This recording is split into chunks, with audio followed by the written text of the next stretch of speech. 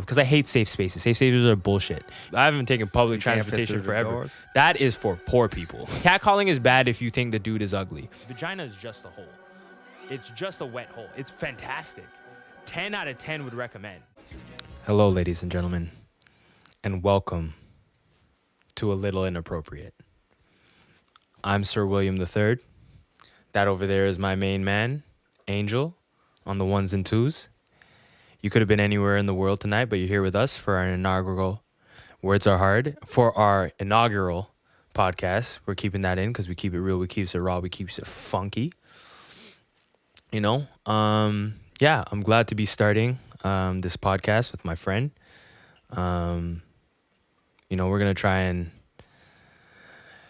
like the millions of people that are starting podcasts, we're going to try and add, you know, our unique perspective on topics and situations. And let me take this off. I look ridiculous. You look like you in an R&B. Right? I look sexy. I look sexy, don't it?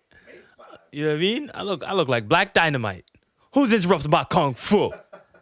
Anaconda malt liquor. Nah, I'm not gonna do it. But gives you Little Richard. Yeah, no, we're gonna try and add our unique perspective in the zeitgeist, and you know, hopefully we don't run into the same trappings I feel like a lot of podcasts are falling into. I think the market is saturated and everyone's trying to get in where they fit in, and at least for me, and at least for Angel and I, for us, you know, we're trying to add something different.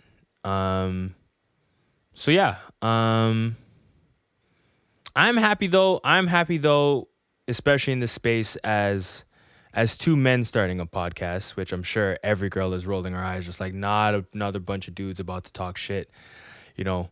Everyone can get it. Anyone can get it. Anyone. But I'm glad that more, you know, there's a meme out there that says, instead of going to therapy, men are just starting podcasts. And that might be true for us. Here's to our therapy. This is a free therapy class, you know, where we feel open and honest to discuss certain topics. It is very freeing. I will say it is very freeing to talk into a mic in front of cameras. It feels very official, you know. Sounds good. You want to pontificate, you know. You want to discuss the topics. You feel a little bit distinguished. At least I do. I mean, that's why I dressed up. But yeah, I feel like we do need to hear more about men's mental health. I think the rhetoric for a long time, and we've known in society, what's the common feelings with like men is like men don't have feelings. That, I mean, like that's keep it inside. That's the common thread. Yeah, like keep it inside, work through it. You know what I mean? And I think in a lot of respects, that is important. I think as a man, you are adversity and trials and tribulations. You are supposed to just kind of, you know, internalize them and keep it moving, use them as internal fuel. But I think it's also important to reflect. I think it's important to talk about things, to vent. And yeah, I think the pendulum just swung a little too far on that kind of messaging. I think we've kind of lost perspective in teaching young men and the young boys, and, you know, even people from our age, and maybe even the younger generation is moving farther away from it. Yeah, I think men's mental health is an important topic, and I'm glad that people are starting to talk about it. And I think all kinds of people, even all kinds badass fighters. Patty the Baddie's talking about it. DeMar DeRozan, Kevin Love. Yeah, Patty the Baddie kicks people in the head. You know what I mean? Like, and you know, he's in a very violent sport, and you know, he's willing to open up and talk about mental health. And I think the more men talking about mental health is better for the whole community, because yeah, man, the common misconception is like, yo, dudes don't have feelings. Like, girls can say whatever they want about like men need to open up more, but like what I found in my interactions in society, especially as a black man. I'll say this with the mental health perspective from as a black man. I think whatever men's mental health is talked about is amplified as a black man. At least that's my perspective, right? Like, I'm black. Angel can't really talk. Angel's my brother from another mother. I don't see color. Yeah, I don't see color. I don't know what you are. I'm man. bigoted. Nah, but realistically, as a black man, I feel like it's even heightened because, I mean, it's different in Canada. We're coming live from New Jersey, and being in the Batcave, and I know it's a little bit different in America, but still in North America, as a black man, my feelings are even threatening. I used to get that I was aggressive a lot, and I am pretty aggressive. Let me look at the camera. I am aggressive. I do come off really aggressive. Off the record? Off the record. Off the record, I am crazy. But yeah, I think when I share my feelings, it's a little bit more threatening to people, and people take greater offense and more visceral offense when I've shared my emotions in the past. And I think that was something that was even brought up during the George Floyd situation when, I feel like a lot of people were beginning to really take seriously a lot of the plight that we as black people experience. But we've been crying out, saying something was wrong in society, and there was a lot of systemic racism and systemic issues at hand, and no one listened. Everyone's like, oh, you're playing the black card, this and that. So like I said, as a black man, it's very hard to talk about my emotions and my feelings and my mental health, because I'm questioning things. I'm questioning if that person in the grocery store is following me because I'm black, or it's just a coincidence I see them down every aisle. I'm wondering if my job is saying what they're saying to me because there's some racial undertones, some unconscious racism, or I'm just bugging, you know what I mean? Maybe I'm thinking it too much. Maybe I am playing the race card. All those things come into consideration. And again, as a man, I'm more threatening, right? Like, I see people on the bus clutch their purses when I'm around, That ain't because you lifting weights, getting big. You know what I mean? That was Slowly. Listen. I don't take the bus anymore. I've elevated. I haven't taken public transportation forever. Doors. That is for poor people. The buses, bro. Buses are atrocious. Buses are probably like the same in Toronto like they are in New York. It's just it's like Twitter.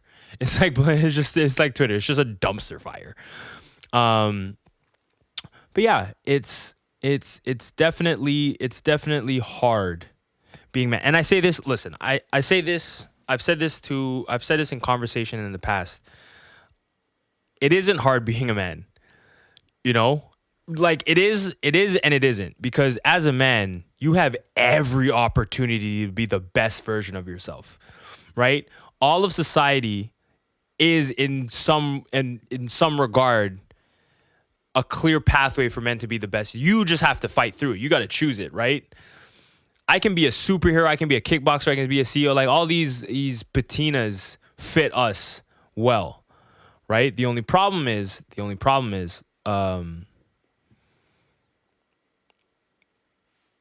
if you don't talk about it, that's a lot of pressure. Chris Rock had a joke. He had a bit, and he said, "Women, children, and dogs are the only things that are loved unconditionally.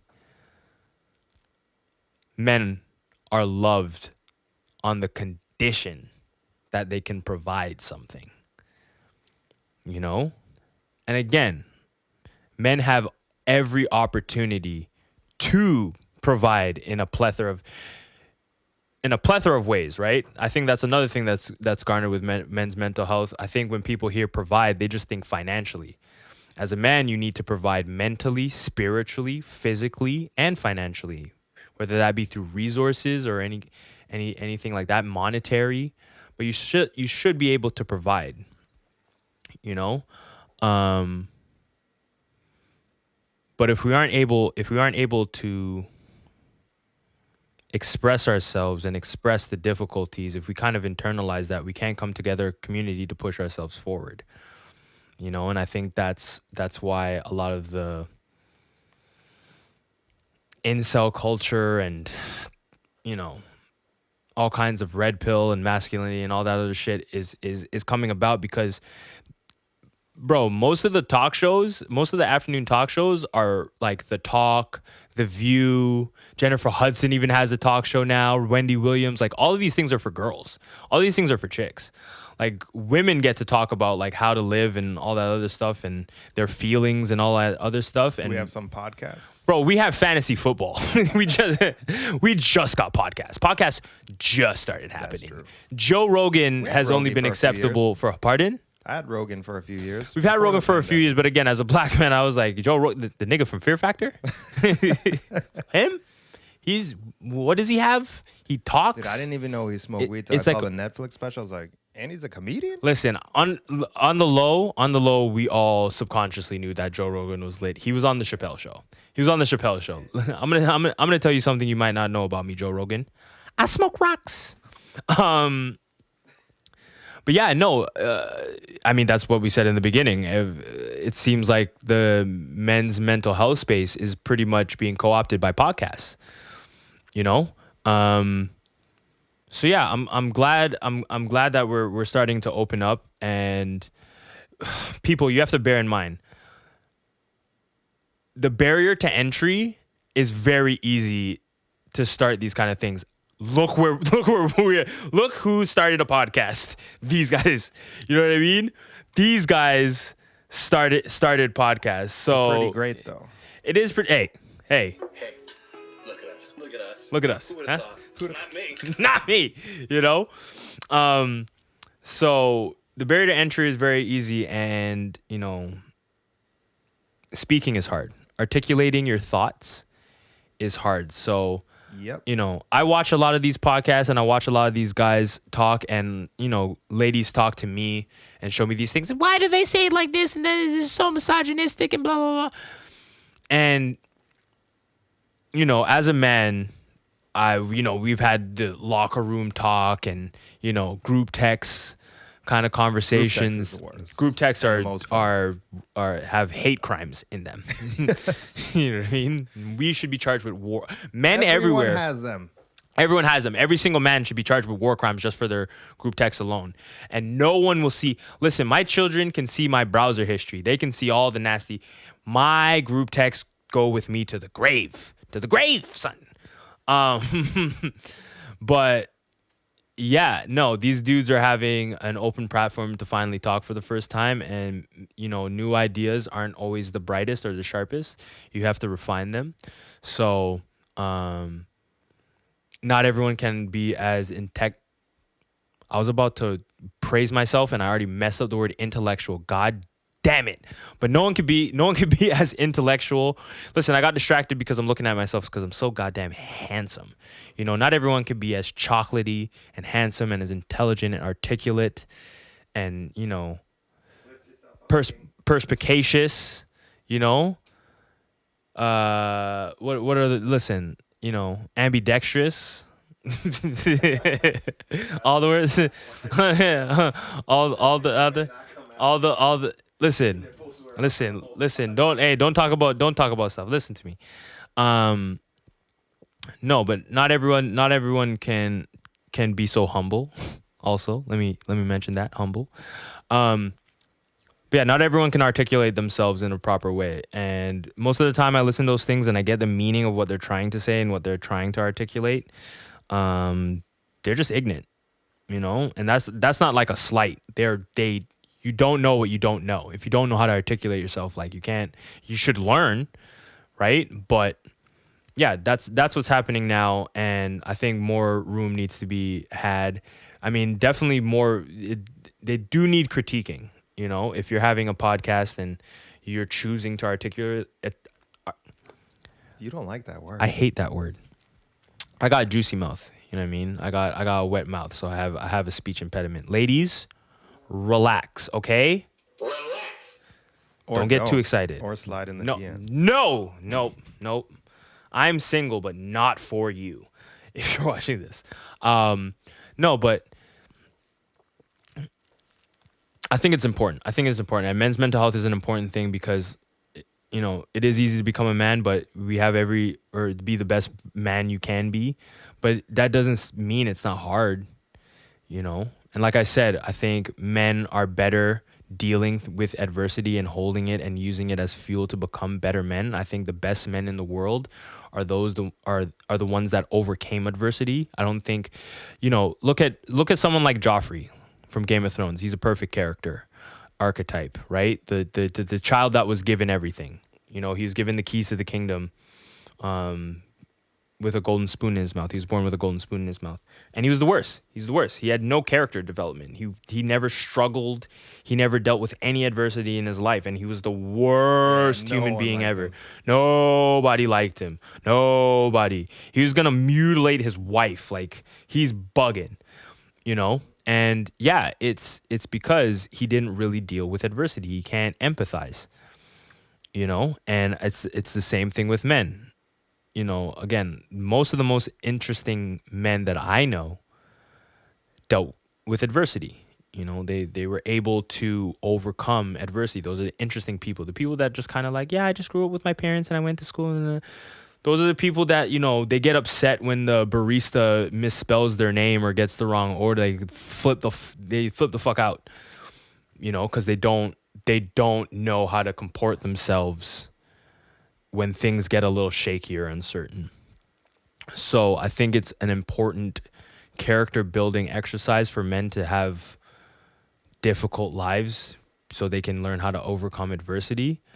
But at the same time, they need a release valve. You know, you can't build up all that pressure without some kind of release, you know? So yeah, I'm glad men's mental health is making more. We have the Iron Church for that too. We do have the Iron Church. Hey, listen, that is how you listen. Everything is connected. Your mental is connected to your physical, which is connected to your spiritual, right? So a lot of dudes I know who go to the gym tend to have good mental health. But the same thing, if they're not actually if they're not trying to become intelligent, they're just meatheads. Mm-hmm. It's the same thing. They have roid rage and all this other stuff. You know, same thing if they're not good spiritually, they're messed up. You know, I know people who are mentally, or just pure intellectuals and they don't have physical strength. And it's the same thing. They're kind of weird. You have to have balance. You got to be, you know, to be a well-rounded man, you got to be strong mentally, physically, and spiritually. And that's not even just men. That's all beings. That's all people on this planet. That's what they should strive for. But yeah, you have to be well-rounded as a man. And I'm glad that men's mental health is coming to the forefront. I think some people are still a little bit hypocritical because especially with something we're seeing, what we saw happen with Kanye, right? It was very disturbing to me that such a beloved celebrity who means a lot in my life, I can say categorically without Kanye West, I wouldn't be the person I am today. I wouldn't be as interesting as I am. I wouldn't be as eclectic and diverse and have as many interests as Kanye. Kanye introduced me to ballet and classical music and fashion and architecture and all these different things. He even made a gospel album. I started listening to more gospel music because of Kanye. You know, this is a person that's hallelujah, praise Jesus, you know, Black Jesus. Okay. This was in Africa. Good show, Charlie Murphy. Black there is a show called Black Jesus. But it was disappointing to me that publicly he's changing the story, or the narrative at least. It may be true or maybe not, but at least publicly we understand that Kanye is dealing with mental, how do you say, mental deficiencies, mental illness. Mental illness is definitely the phrase, but he's dealing with mental illness, and he's clearly having manic episodes. And in that, people are so vile to him. You know, we're talking about men's mental health, and I think it's Men's Mental Health Month, one of those bullshit months. You know how they have bullshit, it's National Women's Day or whatever garbage. You know, it's Men's Mental Health Month, and while in Men's Mental Health Month, one of the most famous people in the world is having a mental breakdown, and people can question whether he should be platformed or not, but he's having a mental breakdown in front of us. And we admonish him. Whatever you say that what topics he's talking about, like, I'm not disagreeing that. I'm not saying his rhetoric has been divisive purposefully, maliciously. He's been maliciously divisive to get attention for larger points that he wants to make, right? But it's so divisive and so malicious that it's almost pointless that he has good points. You know, I have a lot of people saying he didn't make any good points because they're so distracted by the divisive language he's using. But nonetheless, people are still not giving him enough grace. They're saying like, oh, mental health is not an excuse for whatever. Like, I'm not saying it's an excuse, but it's a factor. And the reason you just kind of just pushing it to the side is what makes a lot of men, at least, or people that I know that have, you know, some kind of mental illness. Why would I want to share with you? If you would do that to a person that really doesn't affect your life in Kanye West, like, he really doesn't do anything for your life. He does provide good music and clothes and all, he does, but in your day to day, if Kanye West didn't exist, nothing would really happen. For you to go out of your way multiple times on social media and be like, I'm done with Kanye West, he's gone too far. I've seen that multiple times, especially as being a Kanye fan is so on the sidebar. Being a Kanye fan is so goddamn tiring. It's so hard because every time he does something crazy, and I know he'll do something crazy. I know it. Hey, that's your boy. What's going on with your boy? What's going on? I can't stand him anymore. Yeah, I know. But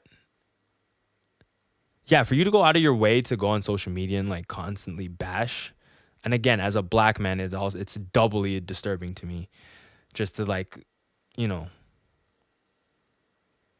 just to do that. Why would I come to you? If I'm dealing with mental, why would I come to you? Why would I come to you? Oh, I wouldn't do that to you, but you did it to a stranger. You don't know Kanye, but you're publicly repudiating him. That's a big word. Why would I share anything with you? So I think we still have a long way to go with men's mental health. I think the more men talk about it, the better it'll be. Because everyone's upset about, like, that's the next thing that I'm kind of tired of hearing about. But the only reason it keeps leaking out is because people don't really take seriously the men that are trying to really, the cries for help that they're really expressing. Because all this toxic masculinity and red pill shit it's getting old. Masculinity there's nothing toxic about masculinity. Like, literally nothing. There's nothing toxic about it. The toxic that you speak of is men acting like bitches. Like, men acting like they're chicks. They're acting feminine. You know? The dudes that just want to, like, plow women, that, like, that's literally all they want to do. They just want to go out and have sex with women. They're bitches. They're acting like women. They're not dealing with their own mental insecurities or whatever. They're escaping through vagina. Listen, let me look at the camera. Once you've had enough sex, vagina is just a hole. It's just a wet hole. It's fantastic. 10 out of 10 would recommend. 10 times out of 10. I know there's some people on the male side that rather some wiener, and then, I mean, that's cool, I guess. But bro, you guys are missing out on something. It is a warm, wet, wild time. It is fantastic. It is absolutely sensational. But at a certain point, it's all the same. It's all the same. It's just on a different personality. Like, that's it. You know, so if, like, you're just chasing women, it's because you haven't dealt with something. You know, that isn't masculinity. You know what I mean? If you're berating people, if you're acting super aggressive and super aggro, again, you're not acting like a man. That's not masculinity. A man can control himself. He can control his anger because, again, he's dealt with adversity. He's gone through enough hard times that this doesn't really affect him. He's not going to get flustered. He's not going to be thrown off. That's what a man really is. That's what the masculinity really is, you know? So yeah, there's nothing toxic about masculinity, and you have to have your vents. If you're out with your boys and you're talking shit and you're catcalling, doing whatever, and people are like, oh, catcalling is bad. Bro, catcalling is bad if you think the dude is ugly. Now again, if dudes are being excessive and rude and disrespectful, it's again not masculinity. I can catcall a woman. I can be like, hey, beautiful, how you doing? That's fine. Hey, gorgeous. Hey, baby, why don't you smile more? Those are all very tame. If he's no like, one likes being told to smile. Whatever, exactly. No one likes it. It's not the best, but it's not terrible. Now, if you're like, hey, baby, I'd like to put my wiener in your kitty. Like if they're doing really like crude, disgusting stuff, if they're not being clever, that was funny though. But if they're being crude and stuff, again, they're just a child like that. That's a boy. That's a boy. That's not a man. That's not a masculine man. That's a boy. You know, I keep saying, I always get hate for this, but I always say black men don't cheat. And then I get a bunch of women, which is very stupid. They're like, oh, black men cheat. Black men cheat. My boyfriend did. Like, bro, shut up. He wasn't a man. That wasn't a man. That was a boy. Black men don't cheat. And also, why would you want to purport that? Why would you want to push that propaganda that black men cheat? At least if you hold men to it, because that's the other goddamn thing. You got to hold men to a standard, right? You got to hold them to a standard. If you're same thing, the boys will be boys. Boys will be boys, but boys will be men if you hold them to a certain standard, right? So if you say black men don't cheat, even myself, I don't have a propensity for cheating, but now I know I can never cheat because I keep saying black men don't cheat. So I've pigeonholed myself to a great standard, right?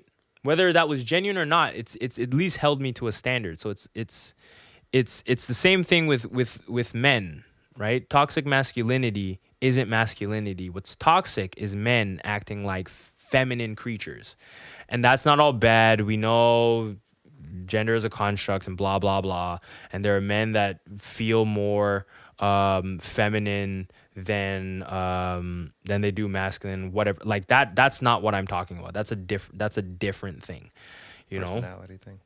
That's a different thing. But yeah, the men that are trying to be masculine are that they're ending up being feminine. They're on the opposite side. The men that are feminine, they feel feminine, they want to act feminine, that's whatever. I don't give a shit about. You know, but the men that are lashing out and they have how kind of weird, that's even what people say, like the dudes that are in the closet, it's the same thing. They're trying to put this facade on that they're hetero when they really want wiener. You know, and it makes them act weird. You know, because they're not living their true selves. So just, you got to be your true self. So, you want to go out, you want to talk with the boys, you want to do whatever, you have your vents, you say some inappropriate shit. Like I said in the beginning, group texts are horrendous. Horrendous. But you need it. You need it as a vent, because you never, and again, if the dude is talking like in the group text, like he does in real life, like if he's talking to women and like children and shit, like he does in group text, that man is a monster. That man is a monster, and he needs to be locked under the jail. But yeah, the only reason those things, the toxic masculinity and the red pill stuff, the red pill, like this is how you get women, men, this is what you have to do, blah blah blah. That market is only available because there is a gap in the market for men to have direction. You have to ask yourself, really, if you're a perspicacious person, right? And perspicacity just means your ability to perceive. If you're seeing what's going on in the world, why do people like Joe Rogan keep popping up? Why do people like Jordan Peterson keep popping up? Why does someone like Andrew Tate get like the largest following in a matter of like months? Andrew Tate was the most Googled man on the planet within like a couple months. He was more Googled than the Kardashians and Donald Trump. Why do you think that is? What do you think that is? And I even looked that up myself. And his message, for whatever misogynistic ideations that you believe that he has, his basic message to men was just be better. Just be better. Buck up. Stop chasing women. Stop doing that. Like, be better. Be the best man you can be. Well, go work out. Go be smart. You know? Life isn't just chasing pussy. That's his message. His message is to young boys. You know, a lot of these guys in these spaces, they keep popping up like weeds and rising to prominence. Same thing with Jordan Peterson. Jordan Peterson's message to men, no matter what you think he's the leader of the incels, whatever stupidness people like Olivia Wilde want to have, making a movie, making him like this some kind of super villain. I think it's hilarious that they Marvel copied him for Red Skull. I think that's fucking hilarious. That's funny as shit. They made Jordan Peterson a like super villain Nazi. Wild stuff. And his message was just like rules to life. Like, men, just like make your damn bed. Like, you're a man, make your bed. Keep your environment clean. Be respectful. You know, hold yourself to a certain, again, standard. Hold yourself to a certain standard. And people are like, oh, no, this guy's terrible. Which brings up that thing where people are talking about, like, there's an attack on masculinity. I don't think there's an attack on masculinity. I think, again, men have kind of resided to this kind of idea that, like, there's an attack on masculinity. I can't be a man. Yo, fuck all that. There is nothing toxic about being a man. There isn't. Ask my goddaughter. Ask her if her godfather is toxic. I bet you she'll say no. I bet you she'll say I'm really nice to her and I love her and, you know, I'm very kind to her. Or sometimes I'm mean and I'm strict and I tell her that she can't have some candy. But she wouldn't say I'm toxic. Ask the women at my workplace if I'm toxic. You know? Ask my mom. Ask my sisters. Even ask the people I dated. Ask them. You know? And they'll tell you that I'm a man. In a lot of ways, I acted like a boy in many of these interactions with women. For sure. No one's perfect all the time. But they would say that I am a man. And I'm a man. I'm a man. I'm 40. But yeah, I think this idea of toxic masculinity and an attack on masculinity has just, you know, revolutions happen when men say no. When men stand in unison and are like, nah, that's when revolutions happen. You know? So again, I think this men's mental health thing is gonna definitely help. I think people need to take it more seriously, including men. If you're really gonna talk about it, really be vulnerable. Words, man. Words. But I'm being vulnerable, baby. See, it all connects. I'm being vulnerable. I'm showing my flaws. I do it on purpose, right? Because if I did how I normally am and I'm perfect and can articulate and enunciate, then people are like, oh, I can't aspire to be that. That's unattainable. So I have to humanize myself. Because again, humble. Very humble and handsome. And athletic. And skin glowing. The only thing is the pockets ain't fat. I'm trying, Tyler. The pockets ain't fat and heavy yet. That's the key. But everything else, skin glowing, you know, feeling Shiny good, ball, health is wealth, all that good shit. You know, but we're working towards the bags. You know? But yeah. The toxic masculinity. Bro, I'm so tired of hearing that. I'm so tired. Bro, I heard a clip. This is horrible. I sent this to somebody. Some girl was like, black men cheat. Going back to that, but they're talking about, it was a toxic masculinity thing. And she's like, black men cheat. And one of the dudes was like, oh, like, you can't say that. Like, all black men don't cheat. Like, have you dated white men? And she was like, no, but like, I know that black men exclusively cheat. That's how embedded this shit is into the zeitgeist. And for whatever you say, for whatever weakness you say in patriarchal society you say we live in, women drive culture, right?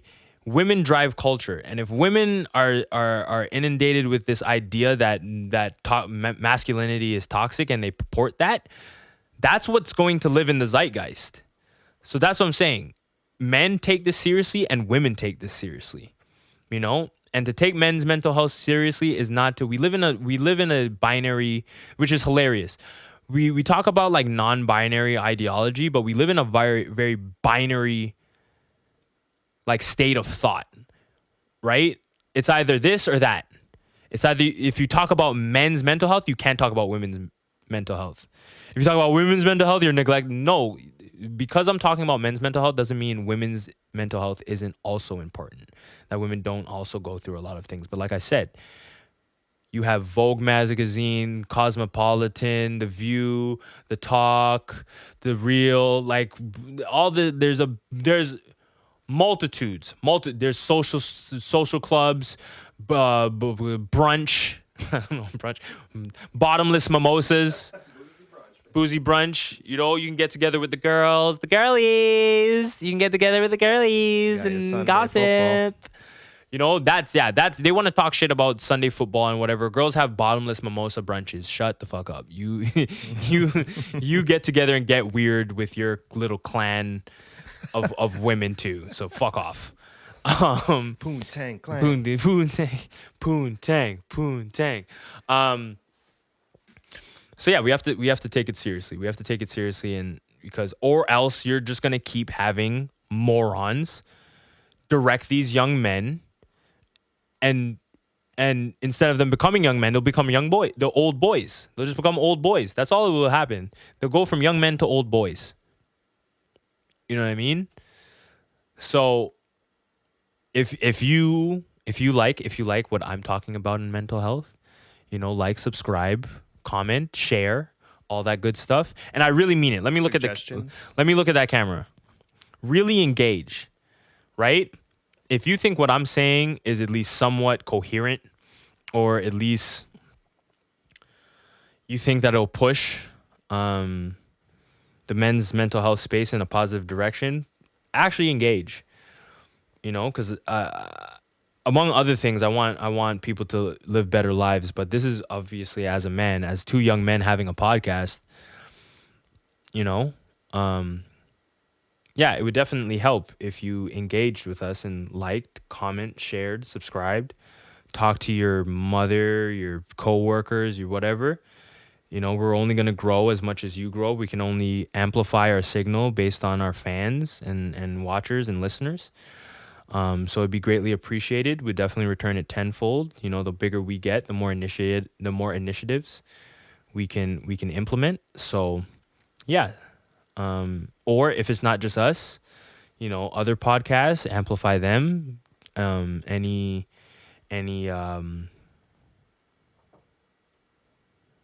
charities or institutions that help with that. Or on the most basic level, just talk to your mans in them. Even men, you know, talk to your bros. Like, if that's something I can add to this, like, okay, you know, a lot of these podcasts talk about things, but they don't really provide solutions, right? They just talk about things like, oh, this is terrible. We need to do change. But there's no actually like protocols. Talk to your friends. You know, check in on them. I'm bad at this too, bro. Angel can tell you. Angel can testify. I'm in the cave a lot of the times. I'm in the fortress of solitude. Mm-hmm. You know, you be training like Goku. It'd be real. I'd be zoned out. You know, but there's another thing he can attest to. When I pop out, it's all love. It's all love. It's all, how you doing? Oh, what's going on? Oh, that's great. And it's genuine too. It's not fake. Like, I'm not faking it when I'm doing that shit. You know, I'm not friends with you if, like, it's a waste of my time. It doesn't even make sense. You know, if you're my friend, if you're someone close to me, it's because I really love you and I really mean it. But yeah, check on your friends. Text them. You know? And also receive that. You know? If I don't hear from a friend from a long time and they text me, I'm not like, what the fuck does he want? I'm just happy to see them. I'm happy that they reached out to me. Don't be petty. I try to say petty and bitter at the same time. Don't be petty or I try to do it again. But don't be bitter or petty. That works. Be receptive to it. Tell your brothers you love them. If you really mean it. If you don't mean it, don't say it. Don't say it just to say it. Don't treat them like chicks. No, but honestly, and if you're a girl and you also have a male friend, like it's okay to express that too, from a platonic place, and if they start acting weird, then at least that they're a little bit weird about that now. But definitely talk to them. Talk to your people. See if they're okay, and give them at least the space. They don't have to share. That's the biggest thing. That's the biggest. And that's why I said the Kanye thing is so weird, because it doesn't create a space for people to talk and express them and fail forward, right? Kanye needs to fail forward. Kanye needs people around him to really check in on him. He's so large. It's hard. That was the hardest part about watching that Lex Fridman podcast, because he said there's no one he can trust. Like, he's like, think of how hard it is for me to trust somebody. That's a sad existence. But that, unfortunately, is also a lot of people in the mental health space. They can't trust people, because they feel like they're the only ones isolated in it, So another thing is also to share. Be vulnerable. If you feel like they're not opening up to you, open up to them. Tell them, especially if you feel like something's going on, because whether it is or isn't, even you just sharing creates a space where it's easier to talk about those things, right? Because if you're like, hey, this is what's going on, and it's like, yeah, hey, what's going on? How you doing? Same old, everything's good. How about you? Yeah, everything's good. This is going on and this is going on, but I'm still hanging on and stuff like if you start opening that, then the next line is, oh shit, really? Damn, it sucks when that happens. And they may open up about something, or they don't. But the next time something comes up, they may be more willing to actually conversate about it. So you got to create safe and truly safe spaces. You can disagree with people, and that's even what we talk about on this show. Right? You may disagree with me. I don't care. It's not a big deal. You don't have to agree with everything I say, and that's why this is truly, it's not a safe space, but it's an open space. It's an open space to create, to feel, to do all that stuff, because I hate safe spaces. Safe spaces are bullshit. You don't actually want a safe space. Right? You don't want a sanitized environment. A little sense of danger. Yeah, you got it. Yeah. You can't you got to feel the heat a little bit. Sparring is, you don't get a good sparring session if you guys aren't actually trying to kick each other in the head. For the people that fight, they understand that. But yeah, if you create an environment that's just safe and sterile, then people can't operate in the real world. So you can also disagree with someone. You can also have a healthy disagreement. Just keep an open space. You can hear them say something and be like, I don't really agree with that. Walk me through your logic. And then they walk you through the logic. Well, I still don't agree. This is why I don't agree. But we can agree to disagree. It's never that serious. Again, I think we live in a real binary situation, and we live in ideological bubbles. And if everyone isn't following exactly the ideology that you're following down to the letter, they almost seem like villains, And again, that's not great for mental health. We've seen that. We've seen that over the last 2 years for a thing that we don't really need to talk about. But the last 2 years was rough on people, because we need people. We need human connection. We can't just sit online talking to each other, going to virtual school, having Zoom birthdays, all this other stuff. We need people. We need the vibes need to be vibrating. You wait until the metaverse, boy. Bro, the metaverse is going to be crazy. If you watch Black Mirror, all I'm going to say is, if you pick a polar bear, fuck you. And those who know. I'm no spoilers. I'm not playing any fighting games. But if you pick, no fighting games. I'll never play a fighting game again. Never. That was always weird to me too. But disclaimer, I'll give my disclaimer. Not a disclaimer, but I'll give my story afterwards. But yeah, I never trusted dudes that picked girls in fighter games. I was always like a little sketched out, you know? And then full disclaimer, I mean, Cammy and Chun-Li though. listen, full disclosure, I used to play Dragon Ball Tenkaichi 3, and I used to always pick Chi-Chi. I used to pick Goku's wife.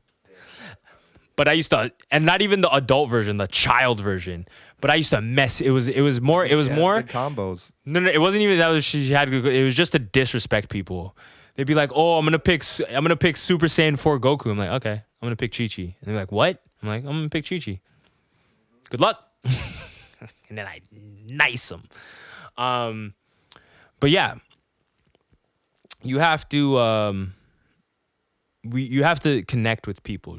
Honestly and truly, you know, and yeah, you have to make space for people, make time for people. I know I'm a bad friend. I can say that from time to time. You know, me as a normal archetype as friend, I'm a bad friend because, like I said, I kind of go off on my own, and then I may just like appear, you know. But when I appear, it's very genuine, it's very honest, and I'll take the hit for that. I'm like, you weren't around and I needed you. Like, shit, you know, and that will really hurt me because I do want to be there for all my friends, and it's kind of to my own detriment. You know, I always want to help people, and you know, this is not an excuse, but it's something that's definitely held me back in my life, is that I'm more open to helping people than doing stuff for myself, and it's limited me in my life. And again, I'm realizing that now, and I'm trying to set boundaries and things of that nature. But you know, again, we're all at fault, and that's why you have to share, and even me sharing that is therapeutic. It's cathartic, you know? So, yeah. And I think that's like the best thing that is coming out of this men's mental health space thingy is more men are sharing stories. They're actually being vulnerable to a certain degree. Once you wade through all the Fresh and Fit and Andrew Tate, and like once you wade through most of that, you do find a lot of men actually like opening up and sharing their stories and sharing their experiences and sharing hurt from relationships or hurt from yeah, you don't want to talk to Andrew Tate about relationships. You're someone like Aiden. Yo, I love Andrew Tate. I'll say that publicly on this podcast. Let me look at my goddamn camera. I love Andrew Tate. You know what I mean? I appreciate what he's doing in the space. I appreciate what he's doing on the internet. I think the attack on him was very purposeful and very nefarious. And I think he's an important person, and an important person we need to like watch what's happening in society, because if he really is a four-time world kickboxing champion, Aikido master, drives a Bugatti, multi-millionaire, handsome, Top from G. Luton, chess player, top G, yeah? Top G. If he's really that, and they're shutting down his like Uber accounts and Airbnb accounts, bro, you can say whatever he said, right? You can disagree with every said and say it's misogynistic and violent, whatever. Who gives a shit? But like Airbnb and Uber shutting down bank accounts, payment processors. Oh, we didn't hear about that. Of course you didn't hear about that because you're too busy fucking watching TikToks and shit and watching Ice Spice. Oh yeah, you thought I was feeling you? Like that's what you're on.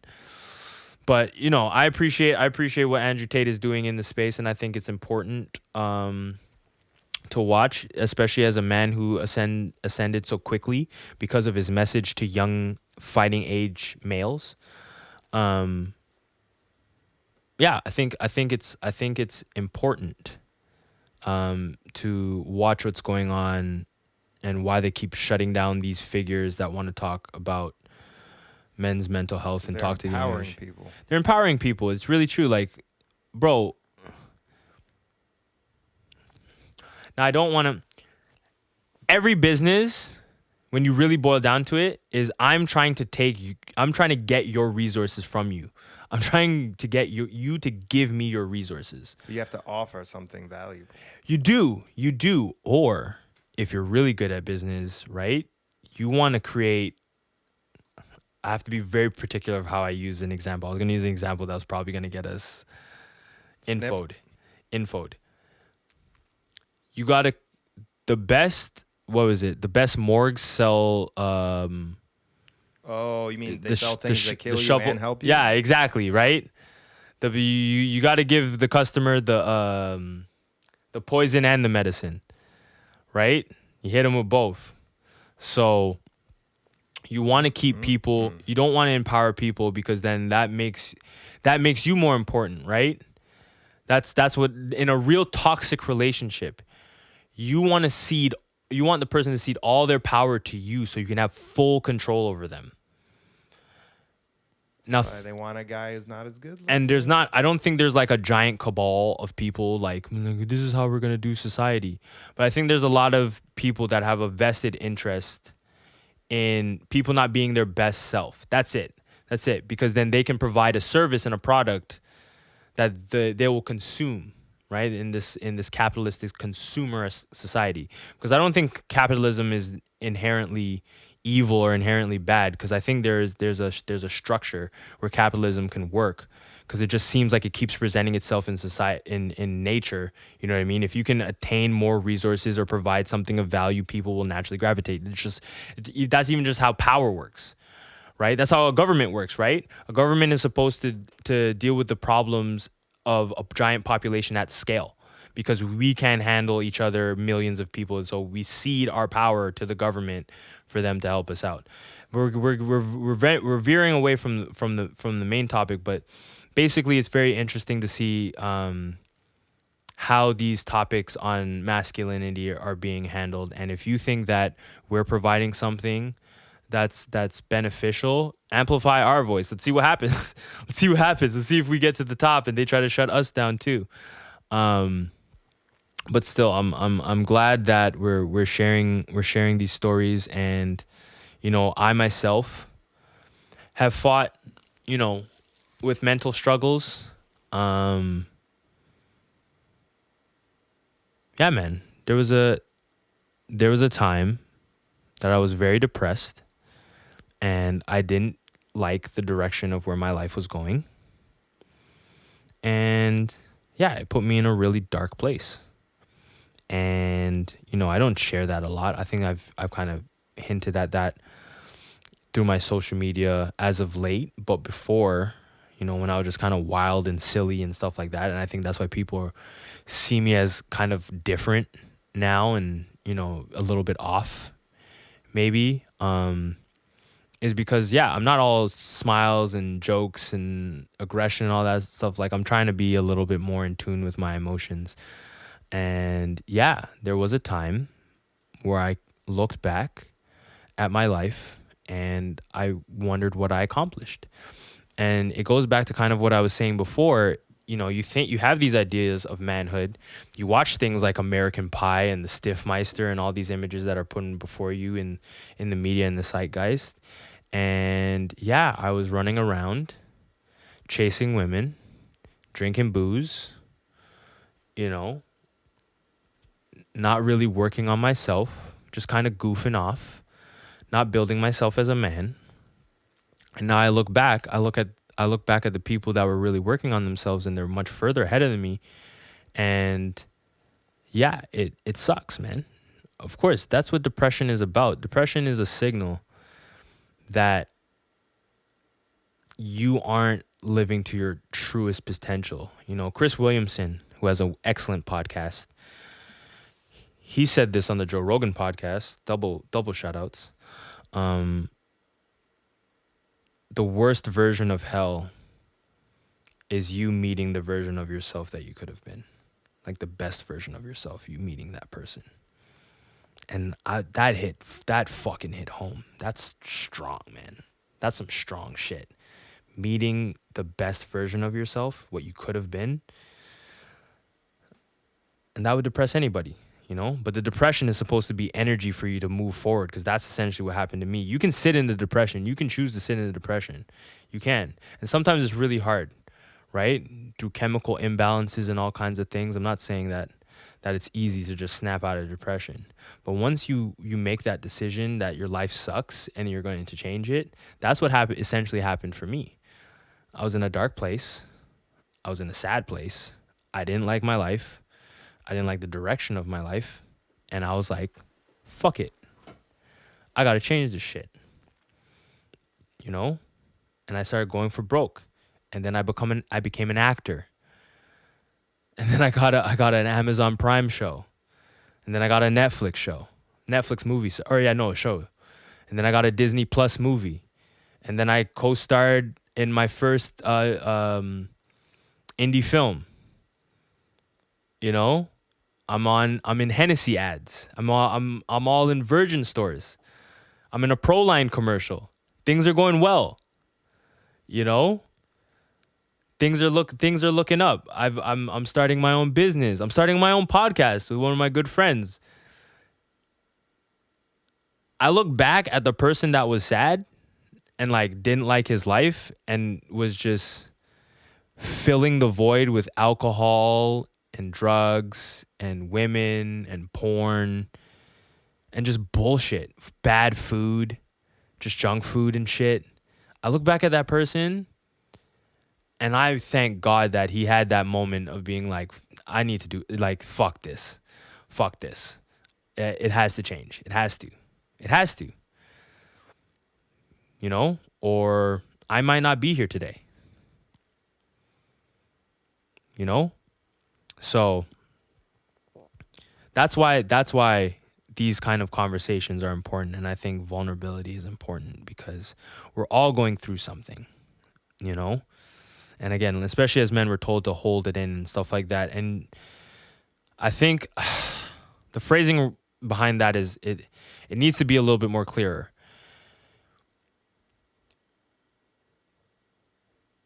You're not supposed to hold it in, but you're not supposed to let it corrupt you. You know, you're supposed to use it as an internal fire. You're supposed to internalize it to have it output somewhere else, right? Energy cannot be destroyed. It can only be redirected and repurposed.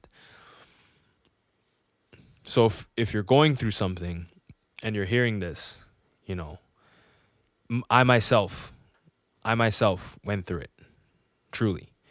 And that's when I started going to the gym. You know, Angel will tell you, I used to be really skinny.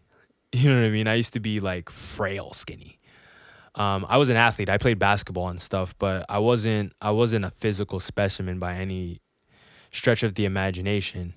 And that was one of the things that I initiated when I thought my life needed to change. You know, that was the first thing that, like, I didn't have any good skills or resources or anything that I could think of. And the first thing I thought was like, well, I'm an athlete. I can get big. Like, I can work out. I can become not skinny. You know what I mean? And if you could look back on like some of my old IG stories, that would basically like no more skinny Will. And, you know, the suits fit definitely a little bit better. I definitely look cooler during sex. I look fucking tight during sex. Sometimes I'm one of that. I'll admit I'm one of those dudes that look in the mirror sometimes just to look. I just peek. I'm just like, oh shit. You know? I'm definitely Patrick Bateman. Hey, give me my camera. I'm definitely doing that 100%. You know, I definitely wake up in the morning and look at myself naked in the mirror and I'm like, yeah, I did that. But that's what I'm saying. Like that only happened because I took that depressive energy and I redirected it into something more productive. You know, I didn't use the typical distractions. I said I was going to get physically in shape. Once I got physically in shape, I had to start eating better, you know, getting the proper supplementation, hydrating better. And that started to open up my mind, right? Once I got the physicality in check, I was like, okay, I need to think better. You know what I mean? I got the physicality on check. I can bench, I can deadlift. I'm a monster right now. You know, that's, you know, you're a monster. You know, you're good when the humility portion, when the humbleness, but you've at least hit a respectable physical physique when the dudes in the gym start acknowledging you, like the big dudes, you know, when the guys are, when I, so I've recently been in New Jersey to start this venture with my friend Angel, and I've been going to LA Fitness. Capital of the world. That was terrible. But yeah, no, I was in the gym, and some like bodybuilder came up to me and he's like, "Oh, are like you getting ready for competition too?" And I was like, I made it. You know, I have my home gym back in Canada, and obviously once you build a routine, people there know you and they respect you. Hey, big dog, that's how you're looking. You're looking good over there. It's been good work. You know, then they respect me over a certain amount of time. But, you know, coming here and having a stranger just say it after like a day of working out, I'm like, yes. But then you have to move on to the next thing. You have to fix your mind. You know, I was like, I need to think better. I need to, okay, I got the physicality down. I'm good physically. What can I do mentally? Same way I got in shape physically, what can I get in shape mentally? I started listening to podcasts. Like I said, that really helped my life out and made me start thinking about making things like that, making my bed, flossing and brushing my teeth, even though I never had a problem with my teeth, but just building routines. You know, talking to people, exploring my own mentality, exploring my own mental health. Am I okay? What was going on that period when I was feeling sad and depressed, which I didn't have a name for it. I just felt bad. And then, you know, once you fix the mental, that's when you start to go spiritual. Like, what is my purpose in the world? Like, what am I doing to like make the world a better place, to like leave a mark? What am I doing to make like my if I have children, God willing, I have 20 kids. You know what I mean? That's good. There's like 20 what? wills. Okay. In actuality, I want like 11 kids. I want a lot of kids. I come from a big family. I have 5 step siblings on my dad's side and 5 on my mom's side, and I'm 6th, so I'm one of 11. In total. So, you know, obviously a big family is appealing to me. And in this economy, that's almost non-existent. Like, the fact that you want to have 2 kids is risky in this market. But God willing, I'd like to have a lot of children, be plentiful. And what life... Spread that seed. Spread the seed, baby. Skeet. But yeah, no, I definitely want to live a life where those kids can look back and be proud of me and take inspiration from me and build their lives. You know, they don't have to build the same as me, but the same kind of structure as, you know, building themselves and holding themselves up and overcoming adversity and struggle and developing themselves as people. So if I want to be the change I want to see in the world, I have to actually do the work. You know, and again, it's hard. Like, mental health is not like, you don't cure mental health and you don't get over and like, I'm cured. You know what I mean? I've still had sad days since my depressive days. Like, I still have. Can't always be happy. You know what I mean? But it's levels, you know? Because here's the other thing. And this is what's also hard as a man. You see so many hard days, you almost become desensitized to it. So you may be depressed and you don't know it. You like legit don't know it. You know, I know a lot of women get upset when you ask a man like how he's feeling and he's just like, I'm okay, or like something, and he doesn't, you feel like he's not opening an emote, but he may not actually have the tools to do it, because to him, a shitty day is just normal. You know what I mean? The world shitting on him is just normal. So he's just like, it's okay, right? So he may not actually have the facilities. We don't have the facilities. He may not have the capacity. But he may not have the capacity to really, you know, articulate those emotions, because he doesn't have a reference point. Life is just bad. Life is just hard for him. You know? So yeah, it's not a steady state. You're not just like, I found happiness and I'm happy forever. You know, it's something you constantly have to work on. It's a process. It's a journey, right? It's the, you know, whatever that saying is, it's not the destination, it's the journey. Because it really is. Because the destination, we know the destination for all of us. The destination for all of us is death. That's the destination. Whether you believe in an afterlife or whatever, we know that one thing is definitely coming. Death and taxes, baby. Death and taxes, right? The end is nigh. And that's not like a macabre thing to think about. That's exciting, right? Because Neil deGrasse Tyson talked about that. It's like, what if you could live forever? It's like that. It takes away the meaning of life. Yeah, you wouldn't value the moment. Exactly. The reason every moment in life is valuable because it ends. It's going to be over. So what are you gonna do? Like, what are you gonna do with it? And you can do anything. You can do TikTok. You thought I was feeling you? That. All that shit. I'm doing old dances. I'm not doing any new dances because I'm an old man. But no, it's constant work. It's constant introspection, constant improvement. Just like working out. If I stop working out today, my body's gonna go to shit. I gotta work out forever. If I'm gonna have these, I gotta fucking do crunches forever. Look at that. We couldn't have an episode without the chocolate chips coming out. It. You know what they say? It's never too late to start, but you can never stop once you do. Yeah. What's it called? There's a Young Thug reel. Young Thug, free YSL, free the gang. Thugger. Slime. Slatty. Wipe your nose. He said, you tired of, what was it? You tired of starting over? Stop quitting. Something of that effect. You're tired of failure. You're tired of, failing is gonna happen regardless, right? But you can't keep starting from zero. Like, that's not going to help. You got to persevere. You got to push through. You got to continue. It's continuous. It's,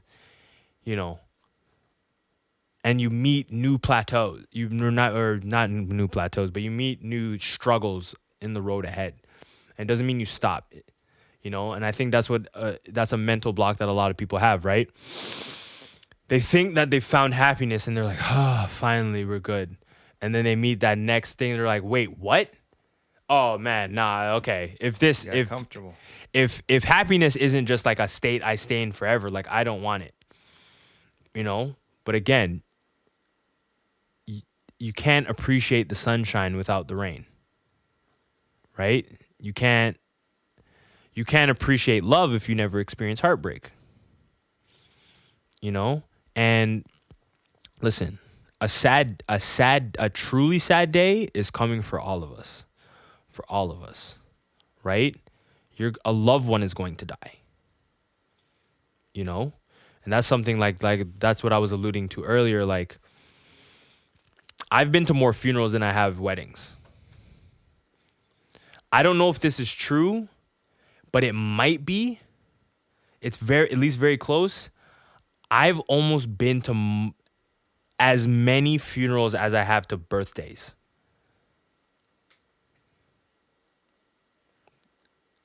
I've experienced death since I was little. Two of my best friends from kindergarten died in a house explosion. And I remember my mom explaining that to me in like kindergarten or like grade 1, as old as grade 1.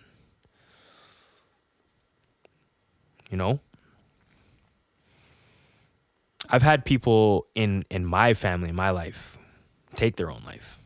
Again, at a very young age. I've had aunts and uncles pass. The day that's burned into my memory, is my grandmother dying on my dad's birthday. And this goes to like what it is to be a man. My dad broke. And the reason I say it like that, because my dad is the strongest human being I think I've ever seen in my entire life. And everyone's dad is that into their eyes. But, for me, that man was unshakable. And he wasn't like super emotive. My dad probably said up until that point. He probably said I love you to me 3 times. We probably hugged once. on a more lighter note, I got my university degree and my dad hugged me, and it was the weirdest hug ever, and I told him never do that again.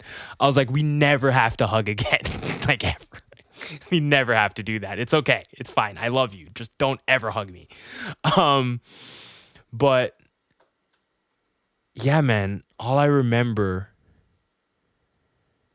is being in my bed and my door exploding open and my dad in tears. And I want you to understand, like, I'm going to really try and paint this picture. And I think this will illustrate what it is to be a man in our mental health. He broke into the room and he was bawling his eyes out, screaming, "She's gone." And in an instant, I knew exactly what he was talking about. And I knew my grandmother passed. And apart from that day and the day we actually had to bury my grandmother, my dad was as stoic as a man could be. We didn't sleep for 3 days. 3 days. Because I also, in my experience, I knew that I had to be the rock for my dad. Right? Because if he saw weakness in me, now he had another person to take care of. And he already has his family. I was like, the least I can do as a young man is at least show some stoicism as he does. So he was up for 3 days. I was up for 3 days. Like, literally, I remember, like, the sun would come up and he'd be like, "I got to go to work." And I was like, "Oh, shit, I got to go to school." And I'm like 13 at the time. Sorry, no, 14. I was 14. And yeah, I would go to school. He would go to work. We'd come back home, back at it. And no, it's definitely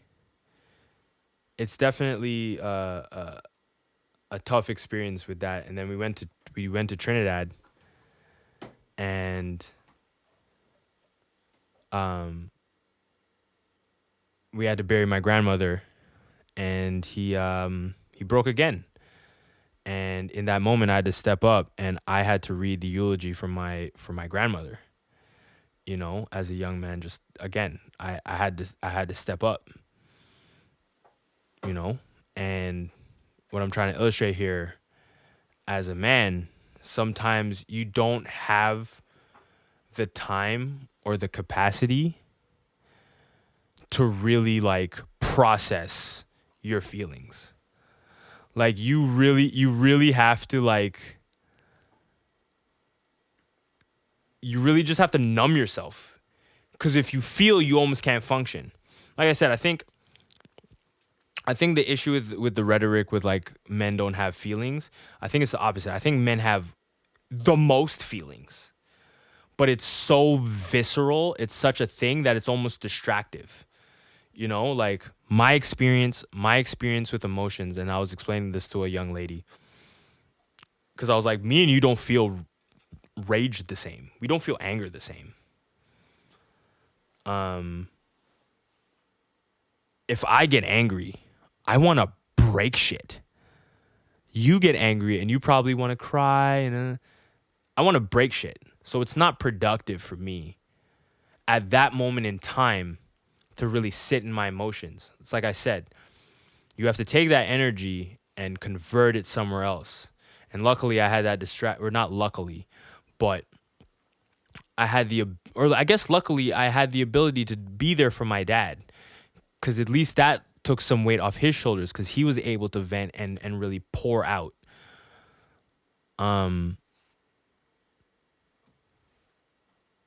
So yeah, you know, it's things like that. And as a man, you can do that a lot. You end up doing that a lot. You end up, you know, having to be the rock so that other people can feel. Right? Yeah, it's interesting. You know? And I hope that story and me sharing, you know, helps you in your struggles. If you need help, get help. If you feel If you feel like life is burdensome, talk to somebody. You know what I mean? Find people you can share that with. If they're weird about it, they might not be the people for you. Continue to share until you find that person. And I know that makes it even worse and more vulnerable, but trust me, you want to find those people you can confide in. As I have. But yeah, that's what we're trying to do here on this podcast. It's a little inappropriate. We may talk about some insensitive things from time to time. We may say some things that are inappropriate. You dig what I'm saying? But ultimately we want the best for everybody. Ultimately, we're trying to add something to the marketplace to make people feel a little bit better about themselves and feel inspired to or motivated to improve themselves. And in real ways. We don't want to just motivate and inspire. We actually want you to move to action. And that's why even I shared and why I had solutions to how you can actually help men with their mental health and things of that nature. So I think that's an excellent place to leave it. I don't know if you have anything, Angel. You've kind of been on me for a while. That was good. Yeah, that was good. So, yeah. Again, I'm Sir William III. Thank you for listening to A Little Inappropriate. That's my man, Angel, over there on the ones and twos. Hopefully, we've provided you with a little bit of entertainment. We've made you laugh. We've made you think. We may have made you sad.